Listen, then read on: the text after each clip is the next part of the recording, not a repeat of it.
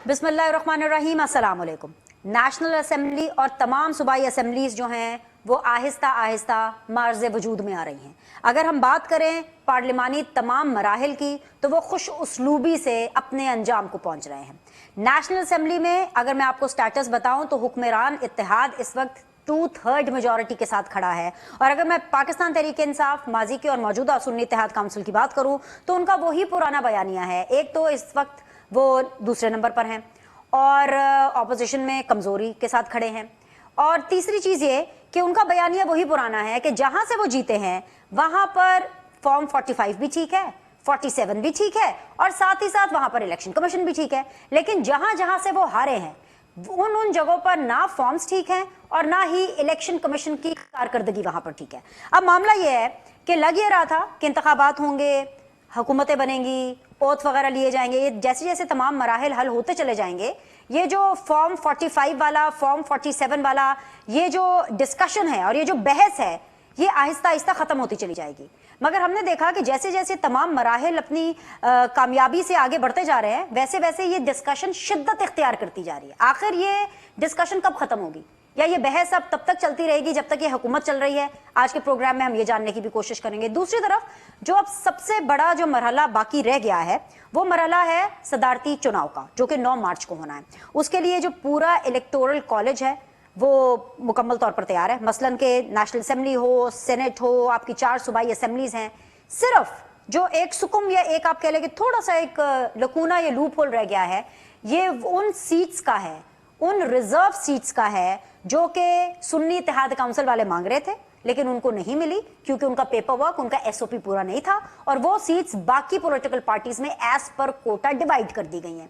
अब मामला ये है कि उसके ऊपर पेशावर हाई कोर्ट ने स्टे दिया हुआ है और स्टे कब तक है? 13 तारीख तक। और सदर मुमलिकत का जो चुनाव है वो 9 मार्च को है। तो इसका यह मतलब है कि जो वो रिजर्व सीट्स हैं वो इस चुनाव में अपना वोट नहीं डालेंगे क्योंकि उन्होंने ओथ नहीं लिया होगा। तो इसका कहीं ना कहीं फर्क जो है सदर मुमलिकत के चुनाव में जरूर होगा। लेकिन keeping this thing in mind कि हुक्मरान इत्तेहाद के पास 2/3 मेजॉरिटी मौजूद है। तो अब ऑपोजिशन छोड़ डाले, आए ना आए, तंग करे, कुछ भी ना करे, हुकूमत बगैर ऑपोजिशन के अपने नंबर्स पूरे करती हुई आगे चल सकती है। आज एक अहम दिन है, आज एक इशाया भी है और इशाया इसीलिए रखा गया है कि तमाम तर जो सदारती इंतखाब के हवाले से जो लवाजमात हैं उनको चेक भी कर लिया जाए, उनको पूरा भी कर लिया जाए। तो देखते हैं कि आने वाले दिनों के अंदर क्या मंजरनामा होगा। हमारे पास मौजूद है जी वेरी ऑनरेबल सेनेटर ज्ञानचंद साहब, पाकिस्तान पीपल्स पार्टी को रिप्रेजेंट कर रहे हैं। हमारे साथ मौजूद हैं जी वेरी ऑनरेबल निहाल हाशमी साहब, नून लीग को रिप्रेजेंट कर रहे हैं। प्रोग्राम में आगे चल करके हमें शौकत यूसुफजई साहब भी ज्वाइन करेंगे जो कि पाकिस्तान तहरीक इंसाफ को रिप्रेजेंट करेंगे। तमाम मेहमानों को मैं खुशामदीद कहती हूँ, बहुत बहुत शुक्रिया ज्वाइन करने के लिए। निहाल हाशमी साहब, मैं आपसे आगाज करना चाहूंगी। बहुत आज लंबा चौड़ा किस्म का रन डाउन है लेकिन मेरा बेसिक क्वेश्चन निहाल हाशमी साहब आपसे यही है कि फॉर्म 45 हो, फॉर्म 47 हो, उसको लेकर के जो बहस है वो खत्म होने का नाम ही नहीं ले रही है। आई अंडरस्टैंड कि जहां जहां से सुन्नी इत्तेहाद काउंसिल जीती है वहां पर ना इन फॉर्म्स का रौला है और ना इलेक्शन कमीशन की कारकर्दगी का रौला है, लेकिन जहां जहां वो हारे हैं इतना रौला पड़ा हुआ है। ये रौला खत्म तो करना है ना, कब तक ये रौला जो है ये पड़ता रहेगा? बात हो सकती है ना। अच्छा जी निहाल भाई। जी मैं ये बिस्मिल्लाहिर्रहमानिर्रहीम, मैं ये कहता हूँ कि ये इम्पोर्टेंट आज इस मुल्क में नहीं है। ये सवाल भी मुझसे नहीं बनता है। मैं ये समझता हूँ कि 2013 से यही चक्कर है कि कभी 35 पंचर की बात की जाती है, कभी कहा जाता है कि आप 4 हफ्ते खोल दें, कभी कहा जाता है कि जनाब इसमें धांधली हुई है, फिर कभी धरना दिया जाता है, फिर 2018 में फिर कहते हैं धांधली हुई है, उसमें फिर कोई नहीं देखता, 2018 गुजर जाता है। इलेक्शन सुप्रीम कोर्ट ने कमीशन ऑफ इंक्वायरी बनाते हैं, उसमें 3 मुअज़्ज़िज़ जज बैठते हैं, वो बैठ के कहते हैं पूरी एविडेंस चल रही होती है और बैठ के कहते हैं देयर इज नो एनी सबूत ऑफ एनी इरेगुलरिटीज। तो फिर देखिए हम पाकिस्तान को कहाँ लेके जाना चाह रहे हैं? 2013 से लेके आज 2024 तक हम एक ही रोना रो रहे हैं और इससे पहले इस तरह का रोना नहीं था। दो फॉर्म 45 हो या फॉर्म 47 हो या फॉर्म whatsoever it is. जी एक सिस्टम है, एक ट्राइब्यूनल का सिस्टम है। आप जाएं, अगर आपके पास एविडेंस है लेके जाएं, जाकर के आप फाइल करें। आप देखें, जब इनकी बारी आती है तो वो सूरी साहब जो कोयटा से 55,000 जाली वोट के साथ आके डिप्टी स्पीकर बने हुए थे, वो तो स्टे पे बैठ जाते हैं। अपनी बारी में सब ठीक है। अब जब यही इलेक्शन कमीशन है जो केपी में इलेक्शन हुआ, ठीक हुआ, बाकी जगह पे ठीक नहीं हुआ। केपी में कोई धांधली नहीं हुई। कमाल बात करें, वही इंस्ट्रूमेंट, वही निजाम, वही इलेक्शन कमीशन, वही 8 फरवरी। तो ये एक पाकिस्तान को ये डिस्टेबलाइज करना चाहते हैं पॉलिटिकली, एडमिनिस्ट्रेटिवली, इस तरह के शो से लेके आते हैं। अगर एक कोई इंडिविजुअल केस है 45 का, 47 का, वो जाए ट्राइब्यूनल में। पूरे पाकिस्तान को आप नहीं हाईजेक कर सकते, पूरे पाकिस्तान को नहीं रोक सकते। ये 2013-14 नहीं है कि आप धरना दे के पार्लियामेंट को पैरालाइज करें, पूरे कैपिटल को पैरालाइज करें। ये कमाल लोग हैं। ये कौन लोग हैं, कहां से आते हैं ये लोग? लेकिन सर आप लोग भी तो इसको चैलेंज नहीं कर रहे हैं ना, इसीलिए तो ये बहस बढ़ती चली जा रही है। पाकिस्तान तहरीक इंसाफ वाले जो है वो अपना नैरेटिव सर स्ट्रॉन्ग बना, जैसे सर एक टेस्ट केस अगर आप मुझे अलाउ करें, एक टेस्ट केस है नवाज शरीफ साहब के हलके का NA 130 वर्सेस यास्मीन राशिद। अब उसके फॉर्म्स इतने सर्कुलेट हो रहे हैं और उसके ऊपर इतनी ज्यादा बात हो रही है कि चेंज किया गया रिजल्ट और जो नंबर था वोट का उसके आगे 1 लगा दिया गया। दूसरा आया फॉर्म, उसके ऊपर भी 1 लगा दिया गया। तीसरा आया फॉर्म, उसके ऊपर भी 1 लगा दिया गया। इसको कोई एक्सप्लेन करने, एलैबोरेट करने, डिफेंड करने या चैलेंज करने सर इसको कोई सामने नहीं आया। तो सवाल तो ये भी उठता है कि कहीं ऐसा तो नहीं है कि नवाज शरीफ साहब जो कि ऑलरेडी मानसेरा की सीट हार गए हैं, वो जहां से जीते हुए हैं उस जीत को भी मुतनाजा करने की कोशिश की जा रही है और जानबूझकर की जा रही है। देखिए जी, हम उस जिटाई पे तो नहीं जाना चाहते जो पीटीआई वाले करते हैं, मगर हम बड़ी सादगी से बड़े सिंपल जवाब देना चाहते हैं कि देखें, आपको अगर इसमें एतराज है आप इलेक्शन ट्राइब्यूनल में जाके करें, वरना ये जो स्कैम बना है, आपको याद नहीं है कि इलेक्शन वाले दिन शाम 7 बजे 10% रिजल्ट को लेकर के जिस तरह से एक तबका मीडिया में बैठा और बैठ के कहने लगा स्वीप कर गया, दिस एंड दैट।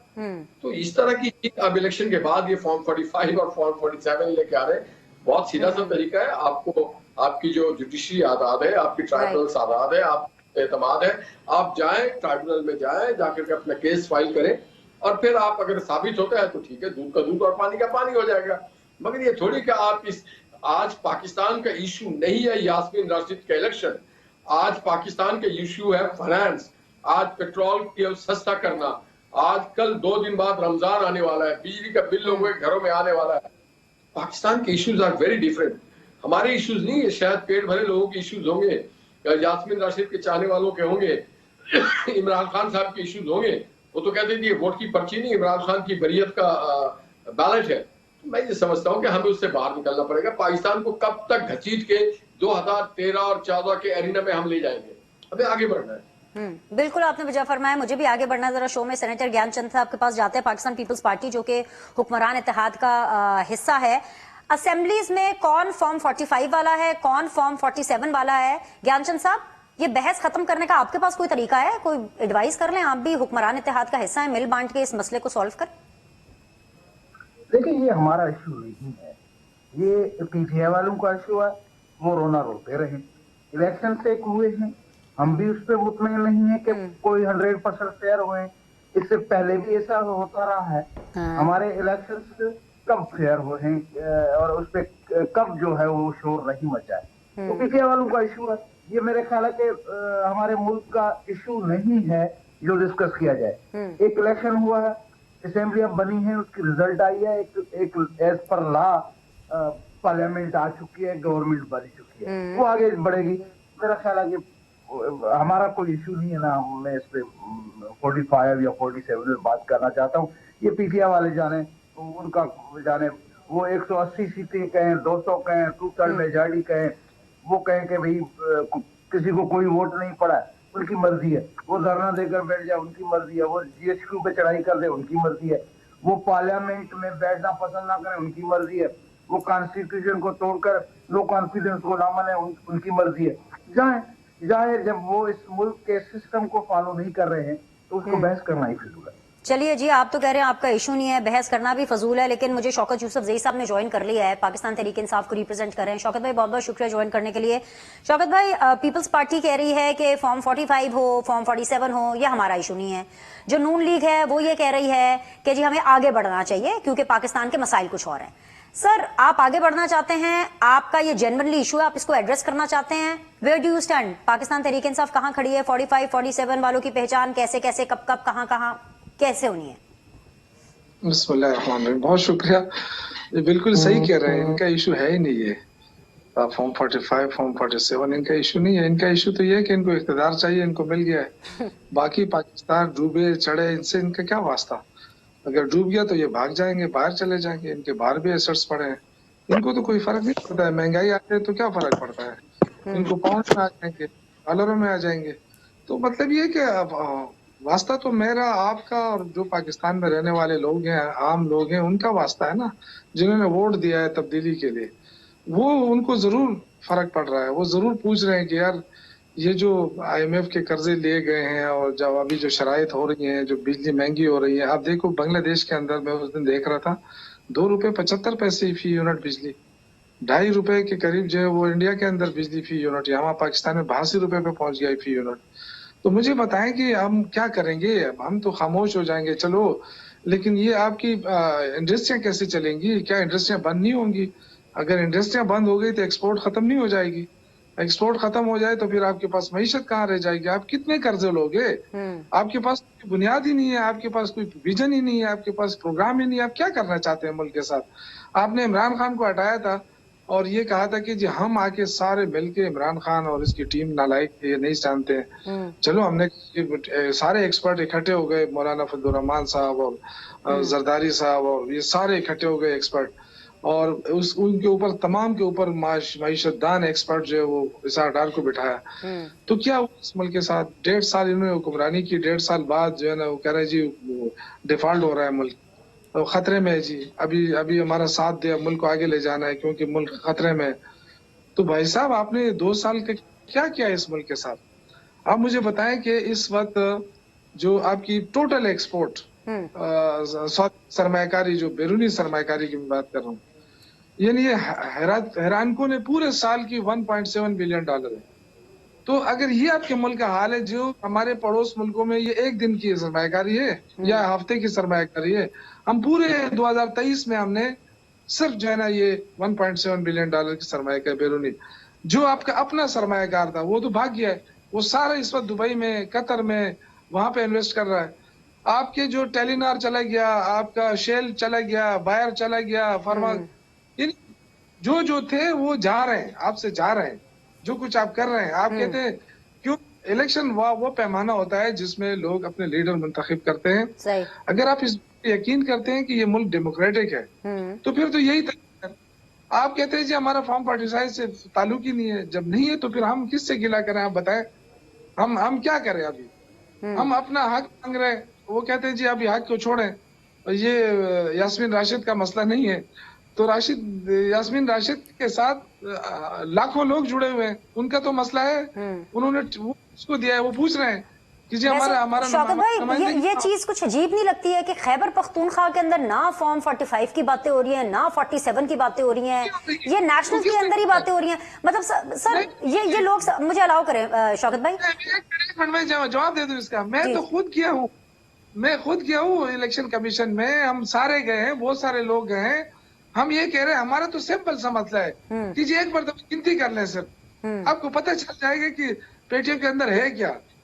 ये तो देखिए, गिनती ये नहीं कर रहे हैं, फॉर्म 45, फॉर्म 47 मैच नहीं कर रहे हैं। और ये जो इलेक्शन कमीशन ने वेबसाइट पे वो जो डाल दिए थे वो किधर गायब हो गए? नहीं, तो मतलब सर अगर मैच नहीं कर रहा तो खैबर पख्तूनख्वा में तो आप लोग जीते हैं, तो क्या आप लोग धांधली से जीते हैं या फिर आप लोगों की इतनी कोई कमाल परफॉर्मेंस थी पिछले 9 सालों में कि लोगों ने फिर से आपको भर वोट कर दिया? हम तो इनकी तरह नहीं है ना, हम तो ये कह रहे हैं कि हमारे हल्के भी खोल दें। हम तो कह रहे हैं, हमने कब इनकार किया है? अगर धांधली की है तो नहीं की होगी। गुड मतलब कि हमें तो कंपेयर नहीं करने दिया गया, हमें कंपेयर नहीं करने दिया गया। हमें हमारे ऊपर कितनी कदगन थी, क्या क्या हमारे मुश्किलात थी, वो आपके सामने। कोई वो तो नहीं है कि हमें कोई ऊपर से फरिश्ते आके वोट डालते। हमें अवाम ने वोट दिया है, ये मानना पड़ेगा कि इनका जो नैरेटिव था वो फ्लॉप हुआ है। नवाज शरीफ का नैरेटिव फ्लॉप हुआ है, पीपल्स पार्टी का फ्लॉप हुआ है, इनको किसी ने वोट नहीं दिया है। लेकिन Reject इसका किया है। इसका ये मतलब भी तो सर बन रहा है ना आपकी बातों से कि अगर आप अपने नताइज को, अपनी जीत को चैलेंज कर रहे हैं और अपनी जीत को मशकूक समझ रहे हैं, कि आप जैसे कह रहे हैं कि खैबर पख्तूनख्वा के अंदर भी आप लोग पूरी तरह सेटिस्फाइड नहीं है सर, तो इसका मतलब है कि जो मानसेरा की सीट है जो कि नून लीग क्लेम कर रही है कि नवाज शरीफ साहब तो जीते हुए थे, वो आपके जो कैंडिडेट है, पीटीआई वाले जो कैंडिडेट है, उनको जानबूझकर जितवाया गया, तो इसका मतलब है कि फिर वहां पर उनका जो मौकफ है वो ठीक है, क्योंकि वहां की ब्यूरोक्रेसी आपके साथ लॉयल थी। ये तासुर नून लीग दे रही है, ये बयानी है उनका। हमारे साथ जो हो रहा था, क्या आप ये यकीन कर सकते हैं कि हमारे साथ ये फेवरेटिज्म होगी? हमारे साथ तो कोई फेवरेटिज्म नहीं थी, हमारे खिलाफ तो जो हो रहा था वो आपके सामने है। मैं तो ये कह रहा हूँ कि हमारे उस पे तो फिर शौकत भाई आप लोग केपीके में कैसे जीत गए? मतलब अच्छी खासी तादाद में जीते हैं केपीके में, यही तो हम कह रहे हैं। केपीके में ना करे ना, हम पंजाब में भी जीते हैं, हमारे सिंध के अंदर क्या हम नहीं जीते हैं? कराची में सारी सीटें पीटीआई ने नहीं जीती है। अब नहीं दे रहे हैं तो शौकत भाई मैं मानती हूँ कि आप पंजाब में जीते, आप केपीके में जीते, लेकिन अगर आपको किसी ने हरवाने की कोशिश की है तो फिर आप कैसे जीत गए? मुझे ये समझाएं। देखिए इन्होंने मैं आपको अभी भी बताऊं कि अगर बल्ला मिल जाता और फेयर इलेक्शन हो जाता ना और भी, तो मेरा नहीं ख्याल कि ये जो 15-16 सीटें आई है ये और बात है शौकत भाई, अभी ये फॉर्म 45-47 के तनाजुर में एक बात होती है। मैं चैलेंज करता हूँ, चलो ये करके देख लें। अगर आप बल्ला को दे देते ना, और बल्ला ना भी देते, लेकिन हमारे साथ जो कुछ हो रहा है, जिस तरह तैमूर झगड़ा की सीट ले ली गई, क्या तैमूर झगड़ा की सीट नहीं ली है? आप इसको नहीं मानते हैं? हमारी सीट जो रात को हम सब जीते हैं और सुबह हो के हरवा दिया है, तो इसमें क्या है? आप बताएं मुझे, क्या हुआ था 9 तारीख को, क्या हो गया था? सर यही तो नवाज शरीफ कह रहे हैं कि मानसेरा में मैं जीत रहा था और फिर एकदम से पता चला कि जी मैं हार गया हूं, और जहां पर वो जीते हैं वर्सेस जासमिन राशिद, ऑलरेडी वो 1-1-1 भी हटा देना सर, फिर भी 8-10 हजार की लीड बन जाती है ये लाहौर में नवाज शरीफ साहब की। तो फिर मुझे ब्रेक लेते हैं, क्योंकि ये हमारी बातें खत्म नहीं होनी, शिकायतें भी खत्म नहीं होनी, करते हैं, अभी पूरा शो पड़ा है। एक छोटा सा ब्रेक लेते हैं, ब्रेक के बाद वापस आएंगे, नून लीग का मौक़िफ़ भी जानेंगे, ऑफ कोर्स बाकी पैनलिस्ट भी मेरे साथ मौजूद होंगे। Will be back. ब्रेक के बाद जो आप लोग को खुशामदीद कहते हैं, निहाल हाशमी साहब हैं, सेनेटर ज्ञानचंद साहब हैं, शौकत यूसुफजई साहब हैं। अच्छा, निहाल हाशमी साहब हैं, ज्ञानचंद साहब, मैं ये चाहती हूँ कि ये जो अभी बात करने वाले ना शौकत यूसुफजई साहब, ये आपने बहुत गौर से सुननी है, और मेरा सवाल भी, और क्योंकि वो सवाल मेरा है शौकत साहब के लिए। शौकत भाई, संडे को आपका क्या प्लान है ये जरूर बताइएगा, लेकिन पहले मुझे ये बताइएगा कि पीटीआई वाले, which is now the Sunni Ittehad council, वो ये कह रहे हैं कि जी पाकिस्तान पीपल्स पार्टी के पास सदारत के लिए सिर्फ आसिफ अली जरदारी रह गए हैं और कोई नहीं है। चीफ मिनिस्टरशिप के लिए सिर्फ उनके पास मरियम नवाज रह गई थी, हाउस ऑफ द शरीफ ही रह गए थे, और कोई नहीं है। सर मुझे आपको बताना है, बल्कि नहीं एक्चुअली मुझे आपसे पूछना है, ये चीजें तो आपको मुझे बतानी चाहिए थी। पीटीआई के मरकजी रहनुमा उमर अयूब के जो कजन हैं अरशद अयूब, वो सूबाई काबीना में शामिल है, नंबर 1। नंबर 2, जो असद कैसर साहब के छोटे भाई हैं आकिबुल्ला, वो भी काबीना में शामिल है खैबर पख्तूनख्वा की। शहराम तराकई के जो छोटे भाई हैं फैसल तराकई, नंबर 3, ये भी सूबाई काबीना में शामिल हैं। इसके अलावा विफाकी वजीर जो है कादरी साहब, उनके भतीजे अदनान कादरी साहब भी जो हैं वो भी आपकी काबीना में शामिल है, 4 हो गए। इसके अलावा शेर अफजल मरवत साहब के छोटे भाई खालिद लतीफ, वजीर आला अली अमीन गंडापुर के मोमिन खसूसी, ये 5 तो मैंने आपको खड़े खड़े गिनवा दिए। सर आपको यही लोग मिले थे, आम वर्कर जिन्होंने आपके लिए मारे खाई, आप उनको शामिल करके एक मिसाल कायम करते, और मैं इस शो के अंदर वो मिसाल निहाल हाशमी और ज्ञानचंद साहब को देती, फिर आप मारूसियत की बात करते तो पता चलता है ये तो मारूसियत आपने भी कर दी सर केपीके में। देखिए पहली बात तो ये है कि तारीख इंसाफ में जो है एक और कमेटी है, और आपको पता है कि खान साहब के पास ये सारे नाम जाते हैं। तो ये जो लोग हैं ना, ये किसी की वसातत से नहीं आए हैं। अरशद अयूब पहले भी वजीर थे, इससे पहले भी वजीर थे, और आपको पता होना चाहिए कि उमर अयूब और अरशद अयूब हमेशा आपस में इलेक्शन लड़ते आए हैं। वो एक मुस्लिम लीग में होता था, दूसरा पीटीआई में होता था या पीपल्स पार्टी में होता था। ये शुरू से मुखालिफ चले आ रहे हैं। पहली दफा हुआ है कि ये पीटीआई में ये इकट्ठे हुए हैं, तो ये ना कहें कि उसकी वजह से हुआ है। शौकत भाई, आसिफ अली जरदारी और मरियम नवाज भी मुखालिफ ही इलेक्शन लड़के आए हैं, दोनों ने एक सीट पे भी इकट्ठे ऊपर नीचे नहीं लड़ा, इत्तेहादी बन के भी नहीं लड़ा, अगेंस्ट होके लड़ा इलेक्शन। आप सुने तो सही ना? जी सर। ये पार्टी ना, देखे ना, ये पार्टी किसकी है, इसका सरबराह कौन है? इमरान खान है ना। तो इमरान खान कौन सा रिश्तेदार आया, मुझे बताएं जरा। कोई रिश्तेदार है इसमें? नहीं, उनके रिश्तेदार ये तो- पाकिस्तान में उस तरह से नहीं है ना सर, बेटे बाहर हैं और बेगम का तो उस तरह से इंटरेस्ट नहीं है इसके अंदर, तो सर बाकी जितने ला सकते हैं तो उतने तो ले आए ना, मतलब बाकी अपने क्लोज कारकुनान के रिश्तेदारों को तो फैसिलिटेट किया गया ना। ये पीटीआई फैमिली पार्टी नहीं है, ये जहन में रख लें। अच्छा, ये फैमिली पार्टी नहीं है। जिस तरह नवाज शरीफ ने बेटी को बना दिया वजीर आला, 100 मरतबा बना ले, हमें क्या है। भाई को बना दिया वजीर आजम, अभी जो समधी है उसको पता नहीं क्या देगा, तो वजीर खजाना बनाएगा या कुछ और देगा। और भी बहुत सारे उसके जो भतीजे भांजे ये सारे एडजस्ट होंगे। और अभी से ये हो रहा है मुस्लिम लीग में कि हमजा को कहाँ पे एडजस्ट किया जाए। तो ये सारी ये होती है फैमिली पार्टीज। इसी तरह पीपल्स पार्टी में भी जरदारी को सदर बनाओ, फिर बेटे को जो वजीर खारजा बनाओ, फिर फलां को ये बनाओ। अगर हुआ तो पहले तो ये नहीं ले रहे, अभी तो ये अपने आप को दूर रखना चाहते हैं, क्योंकि पीपल्स पार्टी वाले बड़े सियाने हैं, सियाने सियासतदान हैं नून लीग के मुकाबले में। नून लीग तो पहले मिठाइयां तकसीम करते हैं, बाद में फिर रोते हैं, इनको तो कुछ पता नहीं होता है ना। तो देखें, इसमें तहरीक इंसाफ और इल्म में बहुत ज्यादा फर्क है। यहाँ पे कोई मोरूसी सियासत नहीं। यहाँ अगर आकिबुल्ला आया है तो आकिबुल्ला एक दफा MNA बना है और 2 दफा MPA बना है, ये तीसरी मरतबा आया है असेंबली में, तो ये अपने उस पे बना है। कोई ये नहीं कि मतलब तो सर नवाज शरीफ, शहबाज शरीफ, हमजा शहबाज भी अपने उनके ऊपर इलेक्शन लड़ते हैं सर, है ना। पार्टी अब मैं हूँ, सपोज मैं हूँ, मुझे भी एडवाइजर लिया जा सकता था ना, जिस तरह अगर आप इस तरह समझती हैं मैं 96 करूँ, लेकिन मुझे तो नहीं लिया है ना मैंने जोर लगाया, ना मैंने, क्योंकि मैं अपनी सीट पे हूँ, मुझे पता है कि मैं जीता हूँ, लेकिन जिस तरीके से मुझसे ली गई सर अगर आपको लेते तो मुझे तो पर्सनली बहुत अच्छा लगता है, लेकिन मॉरली मैं ये समझती हूँ कि अगर वोट नहीं पड़े हैं, सही है गलत है जो रिजल्ट है आपके हाथ में, अगर किसी को भी वोट नहीं पड़े हैं तो मेरे ख्याल से उसको मुशीर या पब्लिक डोमेन में कुछ नहीं लेना चाहिए। लेकिन you are a good face of Pakistan Tehreek Insaf, अगर आपको बना भी देते ना तो शायद इतनी मारूसियत की बात नहीं होती सर। लेकिन अब जरा संडे का प्लान बता दे मुझे, ये आगे चलने की बात कर रहे थे, संडे को आपने मुल्क को आगे लेके जाने की तरफ इकदाम उठाना है कि मुल्क को रोकने की तरफ? देखिए, ये गलतफहमी है लोगों की कि जी हम मुल्क को जाम कर रहे हैं, मुल्क को रोक रहे हैं, हम ये कर रहे हैं। देखिए, अब मुझे बताए जमहूरियत में क्या होता है, मुझे कोई बताए तो सही ना। जमहूरियत में हम असेंबली में आवाज उठाते हैं तो कि जी वो है फसादी है। अगर हम कानून की तरफ जाते हैं तो ये जी इनको कानून की समझ नहीं है। अगर हम एहतजाज करते हैं तो कहते हैं ये गैर कानूनी और ये सड़कें। देखिए, ये सारा हम अपने आईन कानून के दायरे में रहकर। और IMF को खत लिखना भी आप लोग का जमहूरी हक है सर?